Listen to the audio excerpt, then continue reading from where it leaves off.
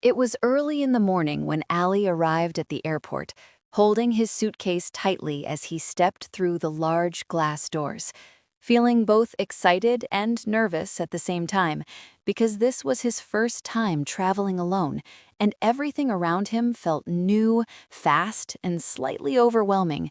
As people rushed in different directions, announcements echoed through the air, and screens displayed flights to places he had only seen on maps. And for a moment, he stopped and looked around, taking a deep breath as he reminded himself that this journey was important, not just for travel, but for his confidence. And slowly, he walked toward the check-in counter, watching other passengers carefully so he could understand what to do. And when it was his turn, he greeted the airline staff politely and handed over his passport and ticket, trying to sound calm even though his voice felt slightly shaky. And the staff smiled and asked a few simple questions, which made him feel more comfortable. And as his luggage moved away on the conveyor belt, he realized there was no turning back now. And after receiving his boarding pass, he thanked the staff and moved toward the next step, which was security, a place he had heard about many times but never experienced himself. And as he stood in line, he watched others place their bags on the scanner and walk through the metal detector, trying to remember each step so he would not make a mistake.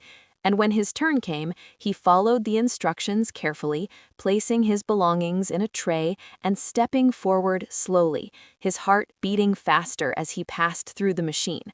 But when nothing happened and the officer nodded calmly, he felt a quiet sense of relief, as if he had passed a small test. And after collecting his belongings, he walked toward the departure area, where the atmosphere was calmer and people sat quietly waiting for their flights, some reading, some talking, and some simply looking out the large windows at the airplanes standing ready. And Ali found a seat near his gate and sat down, holding his boarding pass in his hands as he checked it again and again, just to be sure everything was correct. And as time passed, he began to relax, watching the planes outside and imagining himself sitting inside one of them, flying above the clouds. And for the first time that day, he smiled, feeling a sense of excitement replacing his earlier fear. And when the boarding announcement was finally made, his heart jumped again. But this time, it was not fear, it was anticipation.